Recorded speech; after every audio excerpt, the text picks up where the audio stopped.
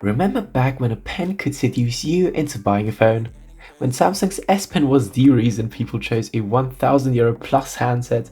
Well, it had a glow up, then a full identity crisis. And today we're tracing the S Pen from birth to glory to whatever the S25 Ultra did. Let's go. 2011.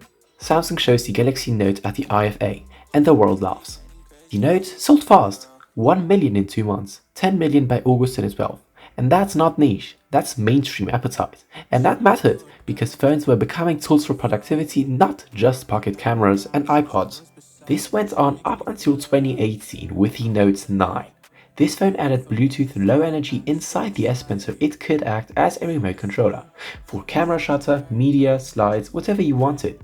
This was a genuine, functional innovation. The pen charged while docked and delivered real remote features. Its death unfortunately came 2 years later. Samsung retired the Note line in 2021 as a discrete model family and folded the pen into the S Ultra lineup. The S21 Ultra supported pens. The S22 Ultra, however, reintroduced a built-in pen slot, marking the rebirth of the Note line. January 2025, the S25 Ultra launches. Gorgeous phone, new ultra-wide camera, new chip. With the S Pen, the one feature that had a lineage back to 2011 and an evolution through Note 7, which was pipelined, the Note 9, which introduced the Bluetooth. The S24 Ultra, I'm gonna say it, absolute peak. The S Pen on a mainstream phone, super low latency, real AI tricks in Samsung Notes, and a pen that both read like a champ and did clever things. So logically, fans were outraged, press called it a downgrade, forums blew up, people who bought the phone expecting the full S Pen experience felt cheated. Well, first, yes, this is a functional downgrade. And second, Samsung argued very quickly that the telemetry showed BLE usage was negligible, apparently less than 1%. I still wonder where they got the data from, so much so for privacy. But anyways, therefore it was not worth keeping. That might be true in the raw numbers, but it misses who uses the feature and what it means to them. So I don't use the S Pen daily, but when I use it, I have to say it's an absolute perfect camera shutter.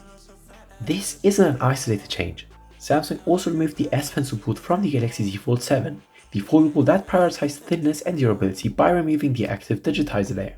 TechRadar and Android Sensor explained why.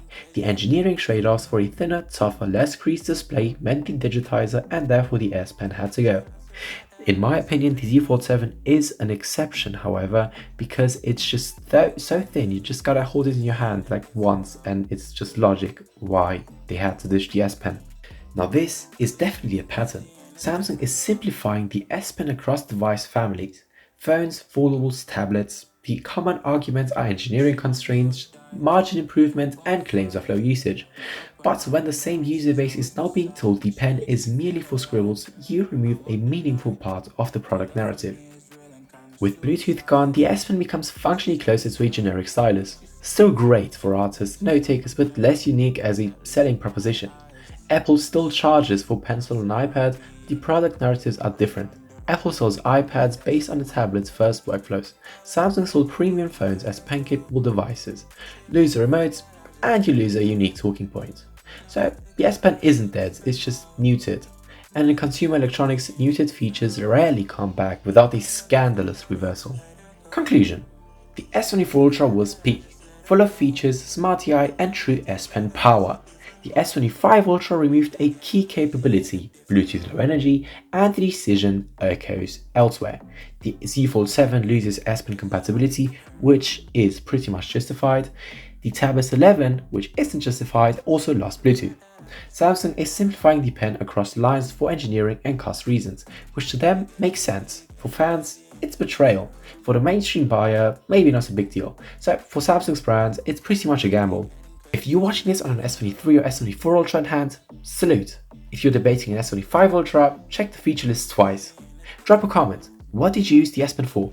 What would you like me to do a review on next? As always, thanks for watching, and I'll catch you in the next one. Peace!